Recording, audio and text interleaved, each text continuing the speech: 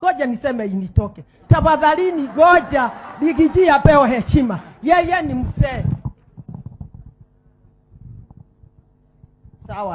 Sawa, ni kusema tu Rigiji apewe heshima yake.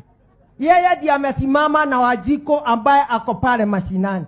Na ni vibaya sana ithueta nyumba ya Mobi kuonaga Rigiji akirumwo ni anake anini. Neguo katiguo Karobia ni wateithirio na ũgĩteithĩka no rĩu ũgacoka ũkamũcoka na thutha. Twĩ nawe ana kwa ana, bako kwa bako, tutapatana kwa uwanja. Thank you so much and God bless you. I don't fear and I don't give a damn. If we are not going to respect Rigiji, come what may, tutamenyana kwa uwanja. Mimi hadi niwacha kusimama nifuate huyu mzee. It is in order and it is in order. We must respect Rigiji. Amesimama na kabila zote. Sifuna si Kikuyu tuseme ati ni Kikuyu.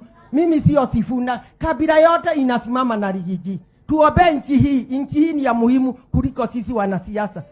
Na kila kabila inaheshimu wazee. Sisi mzee yule tunaheshimu, saa hii ni Rigiji. Na kama hakuna respect, goja watu wamenyane kwa uwanja Karobia na kwa Bogo Goji, tutakutana nyinyi. Asante.